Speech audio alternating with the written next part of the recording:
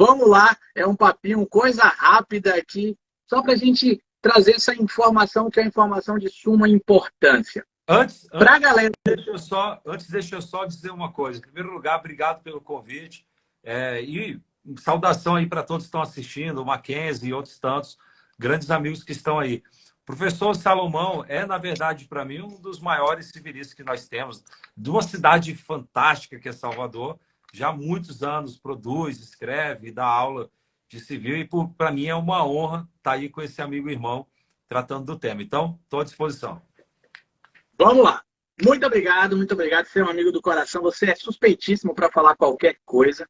Mas eu quero logo deixar aqui, pessoal, ó, o livro mais novo dessa fera.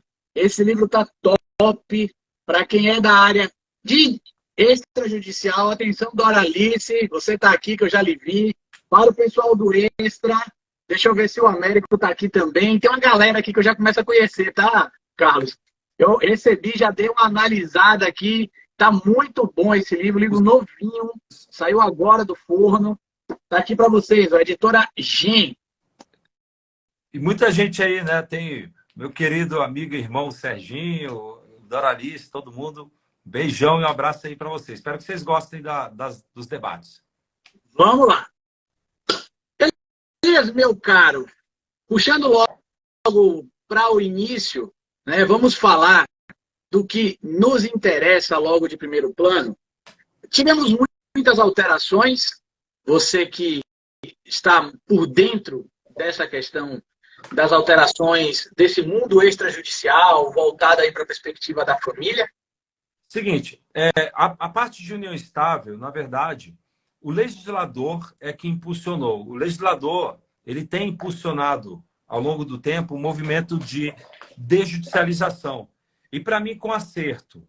Com acerto porque ele tem tirado coisas que ficavam no judiciário para colocar num braço auxiliar do Poder Judiciário. Os cartórios, muitos tabeliões não gostam que fale isso, mas assim, é uma classificação constitucional. A Constituição coloca os serviços auxiliares, inclusive as leis que tratam dele é de iniciativa do Poder Judiciário, porque são serviços auxiliares. Não quer dizer que é menor ou pior, Sim, pelo contrário. Até lógico. quando você vê quem são os tabeliães e os registradores, você vai ver que tem ex-juízes, ex-promotores. É uma elite intelectual, então não há questão de superioridade. Mas são serviços auxiliares, que têm a fé pública e que faz, portanto, por meio dessa fé pública, atos que dão validade e eficácia. Então, o legislador tem sido muito feliz em tirar trabalhos, querido Salomão, do judiciário que não precisa estar. Juiz é uma mão de obra muito cara e tem que ser, tá? Fique bem claro.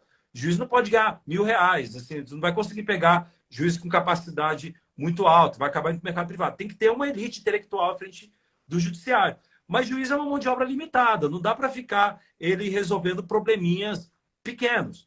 Percebe que quando você fala de procedimentos consensuais, e quando envolve menores, com a participação do Ministério Público, eu te digo, 99% dos casos, o juiz não discorda do acordo das partes e do parecer favorável do Ministério Público. Ou seja, na prática sempre que as partes têm um consenso e o Ministério Público dá parecer favorável, 99% dos casos, o juiz acompanha. Ele não fica se intrometendo, falando, vocês não podem fazer isso. Não vai fazer isso. Então, vamos colocar essa mão de obra importante, que é o juiz, para trabalhar com coisas que realmente são complexas e que dependem dessa mão de obra extremamente qualificada. A grosso modo, né? A grosso modo, eu concordo contigo. O juiz tem que resolver conflito. Juiz, exato, ele foi, entre aspas, fabricado, né? A figura do juiz ela é fabricada como um braço do Estado para fazer valer a legislação que é abstrata e se aplica a todo mundo. Exato. Então, enquanto você cumpre aquela legislação abstrata, você não vai para o Poder Judiciário, você não tem nem legitimidade para ir para o Poder, você não tem interesse de agir, melhor dizendo, para ir para o Poder Judiciário. Quando você vai para o Poder Judiciário apenas para ganhar uma homologação, isso também não precisa estar no Poder Judiciário. Porque a atividade precípua do magistrado, que é resolver problemas, não vai. Eu costumo, Elias, comparar a atividade do juiz a uma atividade da mãe ou do pai. 2 filhos filhos. Um quer, a mãe tá no, o pai tá, a mãe ou o pai tá no outro cômodo e aí, plá, quebra sei lá, um monumento lá, um enfeite. E aí vem o pai e a mãe correndo e aí diz assim, um dos filhos vai correndo e fala, meu pai ou minha mãe, meu irmão João quebrou o vaso. É a petição inicial. E aí o pai vai chegar e falar, chama João aqui. E aí João vai lá. Citação. João aparece. Então assim, ó, não fui eu. Não fui eu. Foi Pedrinho. E aí o pai olha, contestação. O pai olha para Pedrinho e diz, e aí, Pedrinho? Foi quem? E aí, réplica. Se precisar de testemunha, quem viu, quem não viu, chama os outros amiguinhos, audiência de instrução, e o pai decreta. Foi João que quebrou. Pronto, fez a opinião do juiz. E aí João, de lá, nos seus 6 anos de idade, fala, isso é um absurdo, vou falar com minha mãe. Recurso. Recurso. Agora, se João e Pedrinho quebram o enfeite e resolvem eles mesmos colarem e deixam lá no quieto, não precisa o pai ser acionado. Não precisa. Entendeu? E tem um detalhe. E quando há algum interesse de vulnerável, alguma situação mais sensível, quem foi eleito fiscal da lei, custos legis, é o Ministério Público. Então, na verdade, o juiz é quando ele for provocado. Então, a gente tem que procurar. Sim, e não é uma questão assim, claro, se a gente fosse um país do tamanho, sei lá, desses países europeus menores e tal, tivesse uma população menor, tudo bem, uma demanda menor, às vezes até dá, o juiz até estaria sobrando trabalho, aí deixa para o juiz. Mas a realidade é, você peticiona, por exemplo, na vara de família e sucessões, por exemplo, já vi, não vou citar o tribunal, mas só para citar exemplos, já vi, principalmente, demora 1 ano, às vezes, para poder responder uma petição. Por quê? Porque o juiz está sobrecarregado. Então, temos que ser racionais, né? É isso. E o provimento 141 do CNJ, o provimento 141 do CNJ regulamentou o tratamento desjudicializado da união estável, que é o nosso objetivo. O provimento 141 partiu desse pressuposto. Tanto que, e aí cumprimento também o nosso querido João Henrique Barbosa, querido irmão, que é substituto do cartório de notas aqui, e tem muita autoridade também para dizer isso. A realidade é, o que aconteceu foi, o provimento 141 fez basicamente o seguinte, tirou o juiz, mas deixou a estrutura própria do que acontece no judiciário. Tem a participação dos advogados, quando tiver partilha de bens, porque, querendo ou não, o tabelião, é verdade, ele é um profissional do direito, está na Lei 8935, que é a Lei de Notários e Registradores, é o jurista que orienta juridicamente as partes, mas o legislador está tendo uma cautela no movimento de desjudicialização para falar o seguinte, vamos deixar o advogado, porque o advogado ele vai traduzir a vontade das partes até mesmo para o tabelião, e vai até debater com o tabelião. Às vezes o tabelião dá uma solução, o advogado fala, não, talvez seja melhor dessa maneira. Então, até o legislador tem deixado o advogado com participação obrigatória em alguns casos. No caso de união estável, quando você tem o distrato da união estável, com partilha de bens, tá, precisa ter participação do advogado. A ideia é exatamente tentar manter uma estrutura palatina de desjudicialização. Então, a ideia é essa. Assim, só para trazer um pouco de informação aqui. Só uma coisa, tá? Desculpa. Eu falei, talvez tenha dado a entender que é só quando tem partilha. Não. Qualquer dissolução de um estável tem participação do advogado quando for formalizado perante o cartório. Mas prossegue, desculpa. Não, é só para a gente ver e entender como o nosso Poder Judiciário ele é bem complexo, né? Você estava falando aí, eu lembrei, bateu aqui na minha cabeça, você falando que o objetivo do Poder Judiciário, o objetivo do CNJ, na verdade, é tirar as demandas não conflituosas do Poder Judiciário, né, e jogar elas para o extrajudicial, até na perspectiva da justiça multiportas, né, daquela ideia de justiça multiportas, de várias camadas para tentar atender ao interesse das partes. Mas esse mesmo sistema, olha que interessante, não é o assunto da nossa pauta, inclusive, é só porque veio na minha cabeça aqui agora. Esse mesmo sistema, o STJ tem reiterado os entendimentos no sentido de que a pessoa, quando faz um acordo, ela celebra um acordo e atravessa alguma petição de acordo, ela não pode desistir do acordo. Interessante. E esse entendimento, ela não pode desistir de forma unilateral. E esse entendimento é um entendimento para isso, abra-se um parêntese, o STJ entende que você não pode desistir mesmo antes da sentença. Não é desistir depois da sentença em recurso apelatório. A partir do momento em que você apresenta a sua petição inicial, acabou. Ponto de end. Sua petição de acordo acabou. O juiz ele vai ser obrigado a homologar e depois você vai ter que se virar para resolver isso. Então, é uma questão assim de tentar mesmo, né? Dizer, ó, vamos ver se apazigua essas coisas. Eu, pessoalmente, não concordo com esse entendimento do CNJ, tá? Pô, do STJ. Eu não concordo. Mas eu acho então, veja, até a sentença do juiz que homologa o acordo, ela não é atacável por ação rescisória, como regra geral.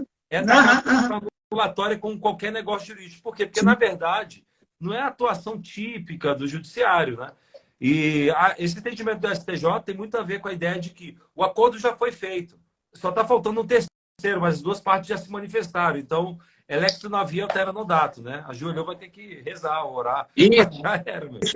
Assim, eu discordo, só acertando o que eu estava falando, eu discordo do entendimento do STJ, porque eu acho que se a parte ela pode chegar a dispor de um acordo, ela, antes da sentença, ela pode dizer, olha, esse acordo não é bom para mim mais.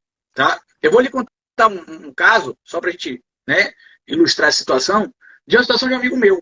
Ele se divorciou e ele tem uma empresa e ele disse o seguinte, ó, não vamos criar qualquer tipo de problema, vamos fazer o seguinte, eu vou pagar X de alimentos, a partilha de bens vai ser essa e essa e essa e essa, e eu vou te... Ainda virou para a esposa dele e falou assim, eu vou te dar alimentos compensatórios durante um ano.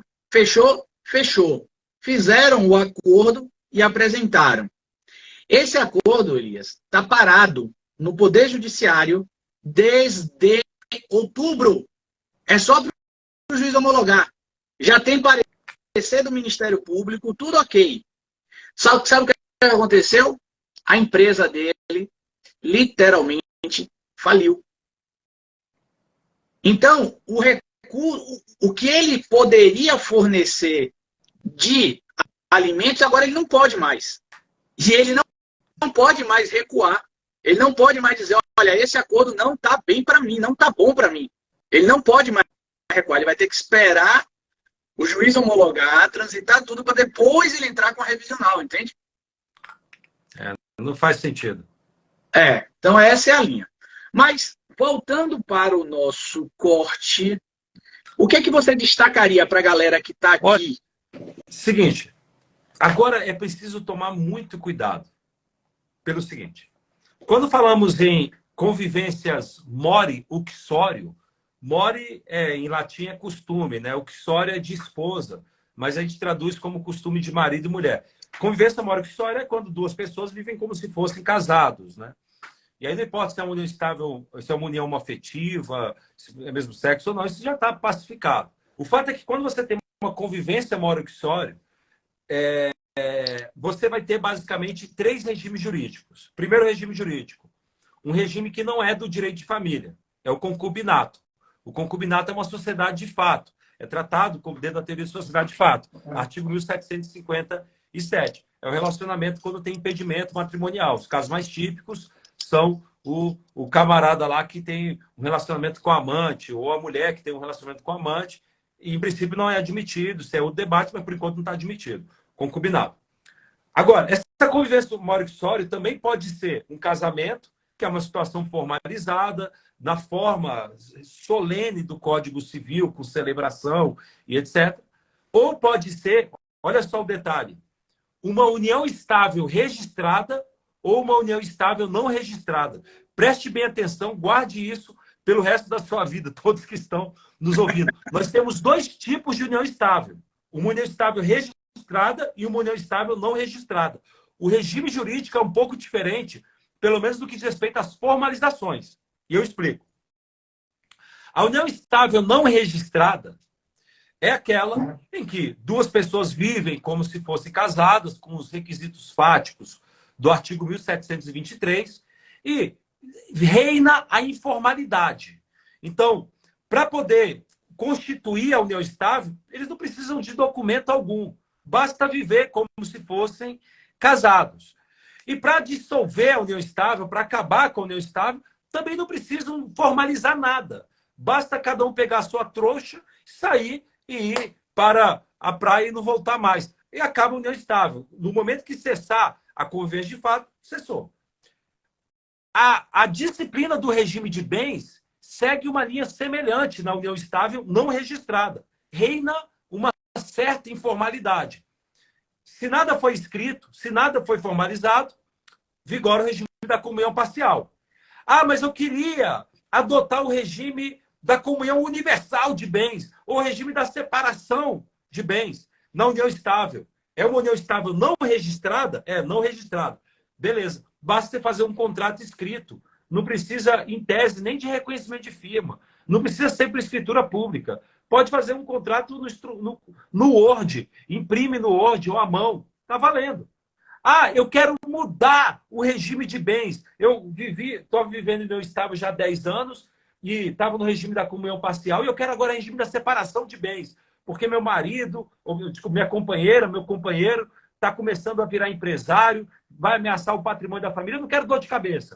Bem, para mudar o regime de bens na união estável não registrada, é simples. Pega um papelzinho, pode ser até um papel timbrado assim, mas pode ter desse papel, e escreve lá, alteração de regime de bens da união estável, está valendo. Não há requisito, tem que ser escrito, isso necessariamente tem que ser, mas não precisa ser escritura pública, nada disso. Agora, o problema é que quando você você tem uma união estável não registrada, você tem dificuldades, às vezes, operacionais, perante órgãos públicos, perante entidades privadas como plano de saúde, etc., para poder provar a sua união estável. E sem falar que um papelzinho que você fez aqui, no papel mesmo, esse papel ainda é pautado e tudo.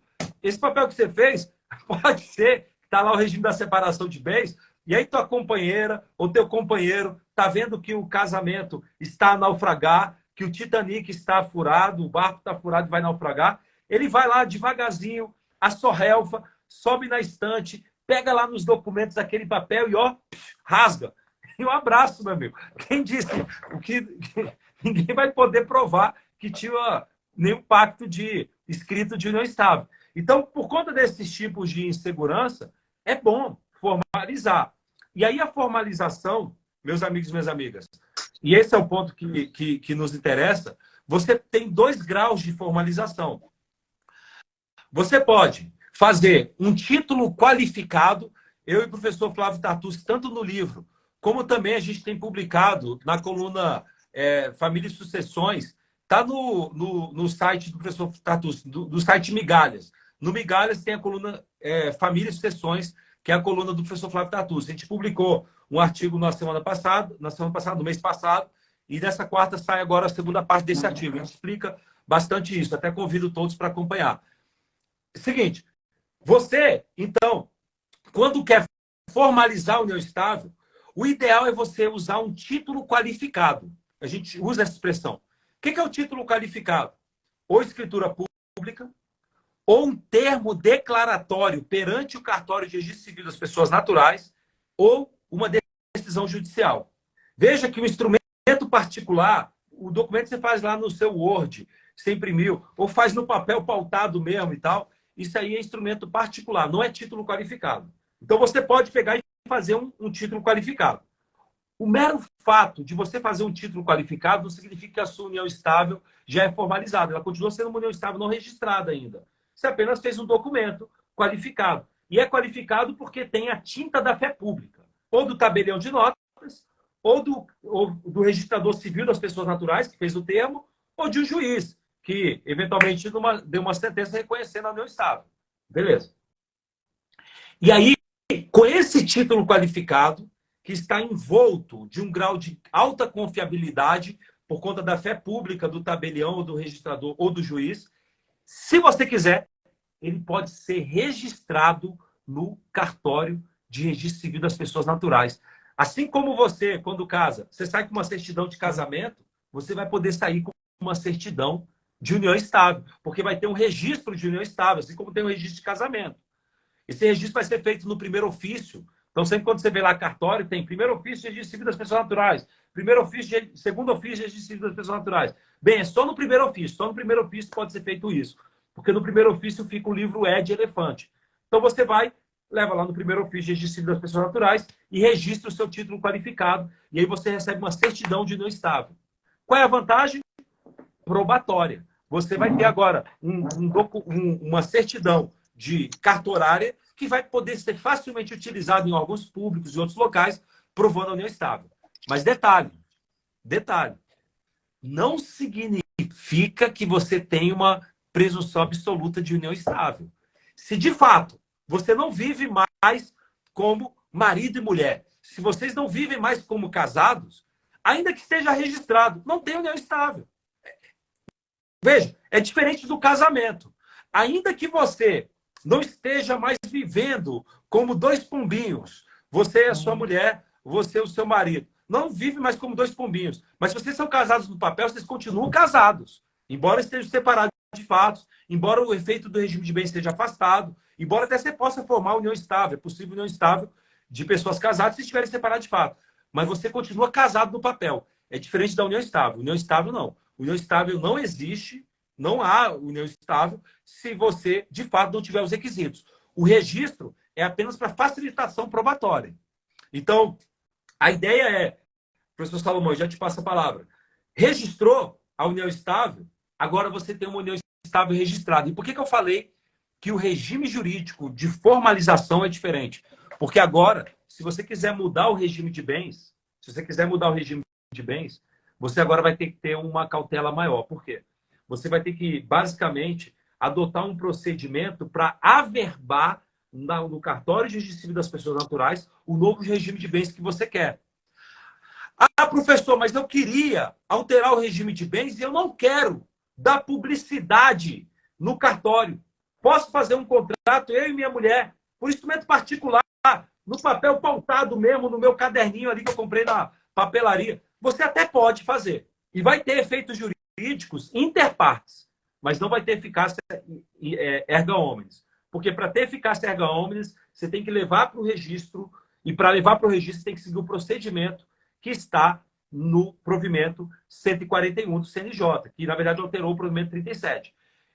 E aí, assim, se lá na frente, como diz Vinícius de Moraes, de repente, da calma fez-se o vento que dos olhos desfez a última chama, e o amor que você tem pela sua companheira se desfazer, e aí a união estável, vocês querem formalizar o fim da união estável, que foi eterno enquanto durou, diria Vinícius de Moraes também, aí, para poder você cancelar o registro, para você poder, portanto, apagar aquele registro, você vai ter que fazer um título qualificado com participação de advogado e vai levar para registro.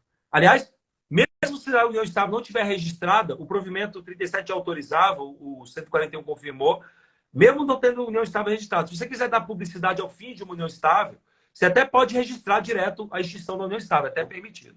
Então, esse é o cenário, o ecossistema do tratamento da união estável registrada. Então, a gente tem que tomar cuidado, união estável registrada e não registrada. Tem uma pergunta aqui, Elias, de uma pessoa aqui que... tem várias perguntas, né? Você tocou fogo no parquinho aqui, o pessoal começou a fazer pergunta, mas olhando aqui rapidamente, tem um aqui que falou assim, que está separado de fato há 5 anos e ainda tem um documento da união estável, como é que faz para desfazer esse documento? Acho que essa parte final aí que você falou se é documento, não está registrado. Não está registrado. Porque, olha, veja, uma coisa é união estável não registrada. Outra coisa, união estável registrada. Dentro da união estável não registrada, você tem duas situações. Primeira, uma união estável com título simples, que é um instrumento particular. E segundo, uma união estável não registrada com título qualificado, uma escritura pública, o que seja. Do ponto de vista prático, não tem muita diferença. As duas são uniões estáveis não registradas. A única diferença é que, se você tiver uma união estável com título qualificado, você pode registrar no cartório de registro civil das pessoas naturais para ter uma certidão, não de casamento, uma certidão de união estável para dar publicidade erga omnes. Agora veja, se você tem uma união estável não registrada e os dois pararam de viver juntos, em tese não precisa formalizar nada. Em tese você não precisa fazer documento algum. É conveniente, sim, que você faça algum documento para você ter provas do fato. Mas a conversa do WhatsApp, lá, que você falou, ó, fulano, não te amo mais, já está separado há muito tempo. Você foi a pior coisa que aconteceu na minha vida, não sei o quê. E tal. Tá lá a conversa, guardou o print, é a prova de que já não tem mais convivência móreo uxório. A convivência como se fosse casado. Agora, o que acontece, às vezes, professor Salomão, é o seguinte. Eu tenho uma união estável não registrada. Não registrada. Portanto, tudo na informalidade. Mas eu vou comprar um apartamento, eu vou comprar um imóvel, e eu declaro na escritura pública que eu vivo em união estável. Veja que o CPC determina, no artigo 319, que na qualificação das partes na petição inicial, você tem que dizer se vive em união estável. Então, percebe que o legislador começou, mesmo para a união estável não registrada, começou a exigir que ela saia da escuridão, que as partes não fiquem ocultas na sua relação de união estável. E aí o detalhe às vezes você comprou um apartamento, declarou que vive em união estável, e o cartório de imóveis, quando registrou a escritura pública de compra daquele imóvel, ele colocou lá, adquirente, fulano de tal, que vive em união estável com o ciclano de tal. Aí já era. Para você poder dissolver, partilhar aquele bem, ou, ainda que você não partilhe, ainda que o bem fique com o marido, que é o proprietário aí, formalmente, etc. O cartório não vai aceitar nenhum ato registral, o cartório de imóveis, se você não tiver uma sentença judicial, ou pode ser também um título qualificado, escritura pública ou termo declaratório, partilhando aquele bem. Aliás, nesse ponto, há um assunto aqui que é incêndio total, que é saber se o termo declaratório pode fazer partilha envolvendo imóveis. Isso aí é o tema da briga de MMA que existe. Porque o provimento 141 ele não foi textual, porque o artigo 108 do Código Civil exige escritura pública para negócios envolvendo direitos reais imobiliários, envolvendo imóveis de valor superior a 30 salários mínimos. Né? E aí o provimento foi textual, mas implicitamente o provimento autorizou, porque o termo declaratório foi interpretado pelo provimento com base na interpretação da lei de registros públicos como um instrumento público, porque é um instrumento lavrado perante o registrador civil das pessoas naturais. Inclusive, quando você vai para o cartório de registro, né, imobiliário, ele tanto o imobiliário quanto o de para você fazer a escritura pública, ele te pergunta, né, ele faz constar lá, olha, sobre as penalidades legais, a parte informa que é convivente em união estável, não é convivente em união estável. Consta lá no próprio termo, né? Exato. Mas assim, eu vou fazer um comentário, e aí a Lúcia perguntou aqui o seguinte, aí eu vou fazer o comentário e te passo a pergunta. A união estável pode ser desconstituída no cartório unilateralmente, e a Merilane falou que para ela a faculdade da inserção no livro causa uma certa dificuldade. Eu passei rapidamente aqui, não consegui ver. Mas puxando um pouquinho para o... Se quiser, já respondo logo rápido essa, para não perder, né? Que são várias. Tá, vai lá. Fica tranquilo, fica à vontade. Se se trata de união estável registrada, não dá para desfazer unilateralmente o registro. Agora, se é uma união estável não registrada, basta não viver mais juntos. E aí você pode guardar o print da conversa do WhatsApp que está aprovado. É questão de prova. Então, para desfazer a união estável, em paralelismo com o casamento, não pode ser unilateral. Tem que ter a participação dos dois, pelo menos para desfazer o registro. Né? Eu, pessoalmente, Carlos Elias, eu acho que a gente tem que mudar, mas tem que mudar primeiro para o casamento. Para mim, poderia ter divórcio unilateral, mas isso é outro debate. Aí tem mais um aqui, ó. Pode ser averbada a escritura pública de união sem registro junto ao cartório de registro de imóveis, caso um dos companheiros adquira o bem sem declarar convivência, pode ser averbada. Entendeu a pergunta? Não, tem que tomar cuidado, porque eu acho que ele está confundindo. Vamos lá. Uma coisa é o cartório de registro civil das pessoas naturais. É nele, que é onde você faz o registro de nascimento, óbito, é onde todo ser humano vai passar, pode não ter dinheiro. A pessoa pode passar pela vida e nunca conhecer o cartório de imóveis, porque nunca comprou nada, não teve grana. Tá. Pode nunca conhecer o tabelionato de notas também, mas cartório de civil vai conhecer. Vai Pelo entrar, menos duas pelo vezes. menos 2 vezes. Mas então, lá você faz o registro da união estável. Mas a pergunta dele, pelo que eu entendi, ele quis dizer o seguinte: se eu não tenho uma união estável não registrada, se eu tenho uma união estável que não está registrada no cartório, mas eu vou comprar um imóvel, e no cartório de imóveis é averbado que eu vivo em união estável. Acho que essa foi a pergunta dele. Como é que eu faço depois para poder dispor desse bem? Para dispor desse bem, se a união estável acabou, você vai ter que conseguir um título qualificado falando que a união estável se extinguiu e como foi partilhado aquele bem. E, em princípio, o registrador de imóveis ele é obrigado a informar que você vive em união estável se isso estiver na escritura pública. Entendi. O comentário que eu ia fazer é o seguinte. Nessa grande divisão que você fala, em união estável formalizada e união estável informalizada, né? Do lado de cá, eu te confesso uma coisa. Fazer um julgamento, né? Fazer uma decisão. E olha que a minha atividade ainda é uma atividade até que mais fácil, se a gente for botar no grau de dificuldade. Porque como eu estou no segundo grau, eu costumo dizer, né, que eu tenho uma proteção do efeito devolutivo. Então, só chega para mim, em sede de apelação, logicamente, o que a parte quer. Muitas vezes, alguns outros capítulos sentenciais, eles vão ficando ao longo do trajeto, né? Então, não chega até a minha pessoa para ser analisado. E, além disso, quando o processo chega até a mim, esse processo ele já está todo mastigado. O juiz, no primeiro grau, já triturou ele, já deixou ele todo bonitinho ali, redondo, quase que na boca do gol. E aí minha análise é uma análise mais direcionada. Mas ainda assim, fora todos os aspectos emocionais que envolvem, por exemplo, um processo que tem a criança e adolescente, que aí você tem um cunho emocional muito forte, um apelo muito forte, que envolva, por exemplo, violência doméstica, né? Pelo menos na área civil, porque minha área é civil. Mas eu te falo uma coisa, o processo de união estável, de reconhecimento / dissolução de união estável não registral, união estável informal, é um dos mais difíceis para o julgador. Por quê? Porque exatamente essa linha de informalidade é que tem que ser desenhada. Né? A linha que nunca existiu na informalidade, ela tem que ganhar cores bem vivas para que a gente diga qual é o patrimônio.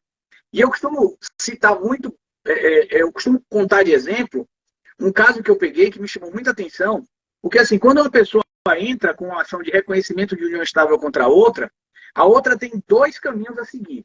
O primeiro, negar a união estável. Olha, eu não convivo em união estável, então segue teu rumo, vai ser feliz. E o segundo é ele reconhecer a união estável e daí ele começar a trabalhar com o tempo. Olha, a união estável começou em tanto, a união estável não começou nesse ponto aqui não, começou nesse ponto daqui. Então eu peguei esse processo para analisar. E tinham 2 advogados muito bons, tá? Muito bons. E a discussão, o réu, ele entra na confusão exatamente com esse ponto. Ele não negou a união estável. Só que ele foi para o segundo ponto de defesa. Qual é o segundo ponto? Ele dizer o seguinte, olha, a união estável não começou na data de X, como a autora quer. A união estável começou na data de Y. E aí, meu querido amigo, eu falo para você que foi um dos processos assim, bem complicados, porque todo mundo tinha provas muito afiadas para resolver essa questão, sabe? Foto de um lado, foto do outro, declaração de um lado, declaração de outro, e assim foi. Enfim, o resultado final foi que o réu ganhou. Ou seja, a união estável não começou quando a autora indicou. Ela começou 3 anos depois. E desses 3 anos, o autor, o réu, desculpa, tirou da ameação, tirou da partilha de bens 3 milhões de reais. Ou seja, se a promotora tivesse ganhado a demanda, ela ia ter, na ameação dela, 3 milhões a mais. Como foi o réu que ganhou, o réu recuperou, entre aspas, né, 1,5 milhão, ele ficou com os 3 milhões inteiro. Então, isso aqui é só para ilustrar a grande importância, tanto para as pessoas, como pessoas mesmo que estão ouvindo aqui, como as pessoas como profissionais, na hora de um consultivo com o cliente, dizer, olha, reconhece ou não reconhece, ou, enfim, é só para ilustrar. Salomão, eu pessoalmente entendo que indúbio contra união estável. E eu explico, olha, eu explico por quê. A união estável, ela tem que ser mantida ainda, por conta da nossa cultura de formalidade. Haveria muita injustiça se o legislador acabasse com a união estável, porque a gente vive uma situação de formalidade. Mas a união estável é péssima, do ponto de vista sistêmico. Prova disso é que todos os países europeus, até nos Estados Unidos, você não tem a união estável como tem aqui, não. Aliás, em vários nem tem união estável, e os que têm, por exemplo, Pareja de Hecho, por exemplo, na Espanha, ou União de Fato em Portugal, é muito mais atrofiada, muito diferente do que tem aqui, totalmente diferente. Porque a união estável ela acaba sendo uma situação de formalidade. A pessoa, por exemplo, teve um caso de um cara que morreu. Aqui eu até conheço a verdade real, né? Aí ele morreu, era um policial, patrimônio de classe média, lá 400 mil, 500 mil. Mas ele não tinha filho, não tinha esposa, não tinha pai, só tinha um irmão que morava em outra cidade. Sabe o que a vizinha fez? Uma vizinha com quem ele teve alguns chamegos de noite de verão. Pegou testemunhas falsas, entrou com uma ação de reconhecimento de união estável, provou com testemunhas falsas, e o irmão que morava em outra cidade, que não tinha convívio, não tinha como se defender, bimba, a mulher levou tudo. Porque a união estável, ela acaba gerando uma situação de você não sabe quando que é namoro, quando que é amizade, ou quando que é propriamente união estável. E aí você gera uma situação de formalidade. Então, se as pessoas querem ter uma garantia probatória do início da união estável, que elas formalizem, no mínimo, faz o registro. Tá? O casamento é burocrático, tem procedimento de habilitação. Então faz um título qualificado. Ou faz um papel no timbrado mesmo, lá do caderninho. Formaliza. Não formalizou, para mim, indúbio contra união estável. Então, se tem provas razoáveis que começou em 1990, e provas razoáveis também, empatando no octógono a briga, que começou 10 anos depois, eu acho que tem que entender que é o posterior. Porque, querendo ou não, é dever das partes buscar a formalidade. E aí, no futuro, eu acho que deveria ser extinta a união estável, porque ela é péssima. Já vi madame que anda com Labutan, sapato Labutan, aqueles de não sei quantos milhões de reais, participar do programa Minha Casa Minha Vida, que é para pobre, na relação para pessoas pobres, né? Na linha para corrente pobre. Por quê? Porque ela vivia em união estável, mas não estava registrada nem formalizada, ela se declara solteira, não tem renda, a renda é do marido milionário, do companheiro milionário, e participa.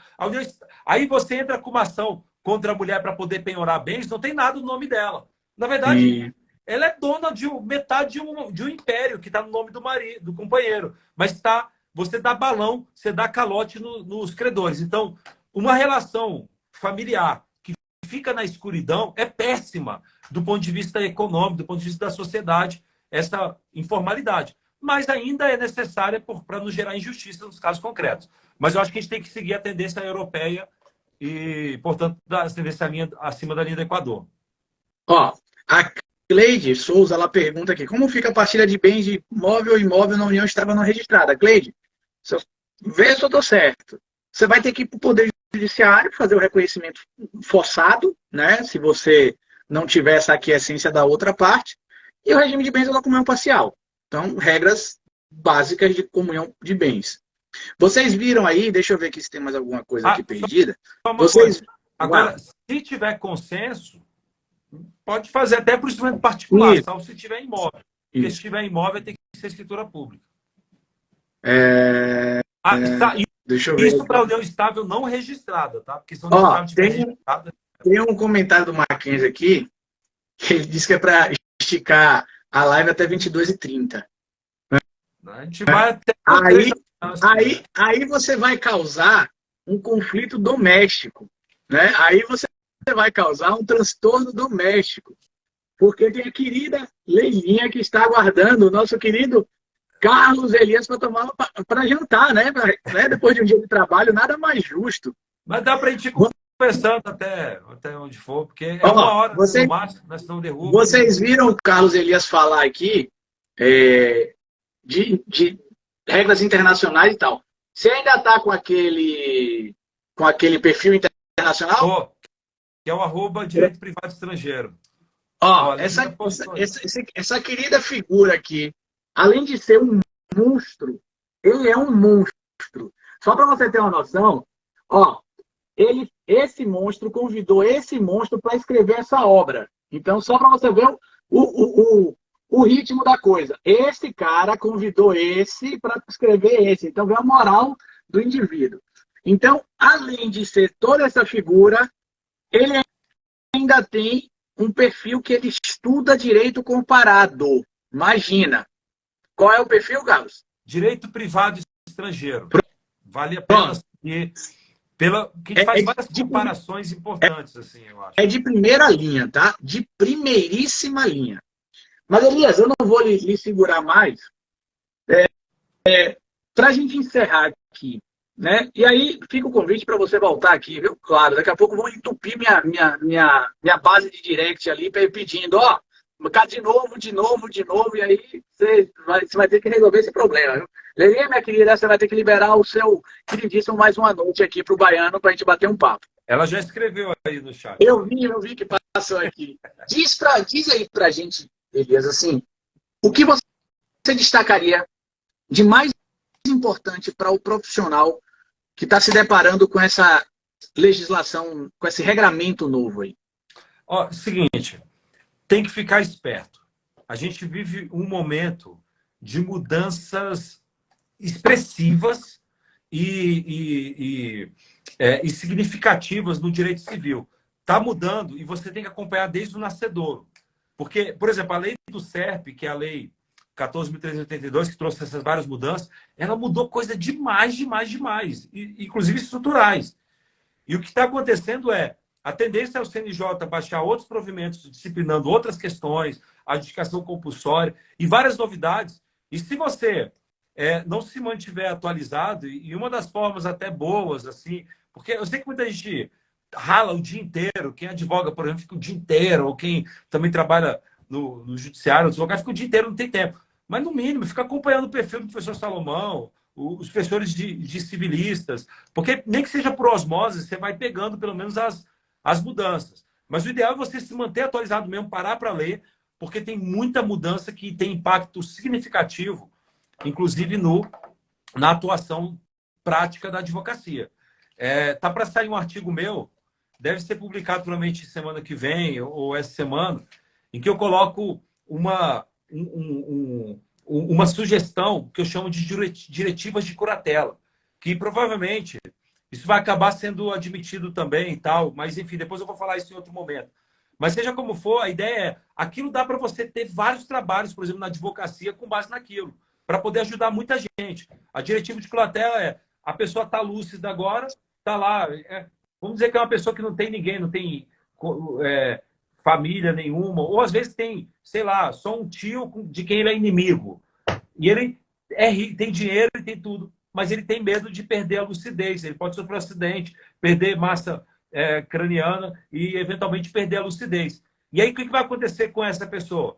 O juiz vai acabar nomeando um curador, que às vezes é aquele tio que ele odeia. Ou então vai nomear um outro curador que vai colocar ele numa vida toda parasitária. E aí uma solução seria, ele já faz um documento, uma espécie de testamento, entre aspas, eu chamo de diretivas de curatela, falando, se eu eventualmente perder a lucidez e tiver que ser nomeado curador, então eu quero que, olha, todo domingo eu vou para o Rio de Janeiro, na praia, e eu quero estar lá no domingo. Ah, eu quero ficar no hotel, eu tenho muito dinheiro, eu sou rico, eu quero ficar no Copacabana Palace, lá, pode gastar meu dinheiro pagando isso. A ideia é da liberdade para a pessoa dispor de como tem que ser feita a curatela.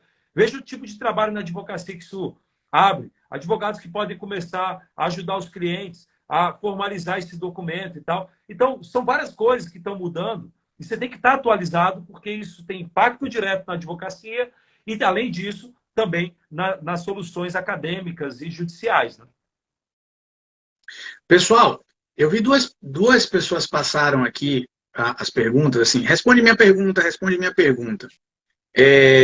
Manda aí, rapidinho, só para não segurar Tá. muito o carro aqui. Tem uma que eu já tinha visto, que era o seguinte: se eu tenho uma união estável não registrada, e tem um imóvel que está registrado no nome do meu companheiro, e a gente formalizou, veja, uma coisa não estava registrada e a não registrada. A não registrada pode ser formalizada por título qualificado ou por título simples ou não ter título. Bem, se eu tenho uma união estável não registrada com um título qualificado, a pergunta dela foi: posso pegar esse título qualificado, escritura pública, termo declaratório, e levar no cartório de imóveis e averbar na matrícula do meu companheiro para poder constar o estado civil dele atualizado? Em princípio, sim. Esse seria o melhor entendimento. Um ou outro cartório pode discordar, mas esse é o melhor entendimento. Porque a união estável é fato inscritível no cartório de imóveis. Eu tenho uma outra pergunta aqui para você. A gente pode fazer um reconhecimento de união estável pretérita? Boa. Aí é ou judicial ou o provimento 141, que seguiu a lei, criou um procedimento desjudicializado perante o cartório de registro das pessoas naturais, chamado de procedimento de certificação eletrônica da união estável. E aqui eu só faço uma observação. Esse nome, certificação eletrônica, foi mal feita. Na verdade, porque foi meio que de última hora que incluíram lá no... Eu acompanhei no Senado esse trabalho, eu trabalhei nessa lei, mas não cheguei a redigir isso, né? Mas chegou de última hora e ficou eletrônica. Quando o CNJ foi regulamentar, e eu pessoalmente tive a oportunidade de redigir o artigo 9º-F do provimento, que trata do procedimento de certificação. A gente criou um procedimento que pode, eventualmente, ser presencial. Então, não necessariamente você vai pedir eletronicamente. Então, o nome é procedimento eletrônico, mas não necessariamente é eletrônico. Né? E aí você apresenta perante o cartório as provas da data de início da união estável, o registrador vai te entrevistar para ver se você está mentindo ou não, fazer cariação, olhar no teu olho e ver se você está mentindo ou não. E aí vai e pode reconhecer a data de início pretérita da união estável. Beleza. Queridíssimo amigo, muito obrigado. Que aula, viu? Que aula. A gente ficaria aqui, a gente ia cumprir a meta do Mackenzie aqui, a gente ia ficar aqui até umas 10h30 da noite. Mas eu sei que você trabalhou aí o dia todo no Senado, já está nessa correria toda. Eu sei que você tem seu período de estudo aí ainda, né, para continuar escrevendo suas obras. Galera, quem quiser seguir esse cara que sabe muito, clica aqui, ó, nessa setinha. Aí você vai ver um cara mais bonito do que eu e mais cabeludo do que eu. É ele, tá? Ó, aí vai lá, clica e segue. Mais bonito eu acho que não. Mais cabeludo ainda por enquanto, mas eu estou a caminho também. Mas deixa eu só colocar mais uma coisa. Lá no meu perfil de Instagram, eu comentei um a um dos artigos do provimento 141, todos. São 40 vídeos de 1 minuto, tá lá no meu feed. Você vai ver lá, tem a capinha. Se você quiser, por exemplo, saber tudo do provimento, vai de um em um, assim. Tá lá no... São 40 posts seguidos comentando um a um, né? Então tá lá disponível também para quem quiser. Olha que conteúdo show, viu? Conteúdo show e conteúdo gratuito, viu? Gratuito. Então, meu querido amigo, deixar a última palavra com você para que a gente encerre. Eu e só você tenho que agradecer pelo convite aí. Eu preferia que fosse presencial na tua terra maravilhosa, porque tua terra é maravilhosa. Salvador é incrível. E sinta-se abraçado, o pessoal que nos acompanhou aí, todo mundo. Um beijão em vocês. Estou à disposição para qualquer coisa. Me acompanhe lá no Instagram, as publicações de artigos, tudo a gente coloca lá. Inclusive, entra no meu grupo do Telegram, porque às vezes eu coloco artigos e temas lá. Como é que eu entro? Vai no meu perfil do Instagram, lá na bio é onde está a minha foto, a apresentação. Tem um linkzinho, você clica naquele link e você entra no grupo do Telegram. Porque lá, às vezes, eu coloco textos, né, e arquivos também. Então, é isso. Estou à disposição para o que der e vier. Obrigado, meu querido. Quando você chegar aqui em Salvador, você sabe que tem um quarto aqui, tem uma acolhida aqui para você vir quando você quiser. Você e nossa querida Leila aqui serão sempre bem-vindos. Pessoal, obrigado a todo mundo. A live hoje foi um sucesso. Amanhã a gente volta. E aí vejo vocês aqui nesse mesmo bate-horário, 19h40. Até lá. Valeu, Carlos. Um Um abraço. abração. Tchau, tchau, Salominho.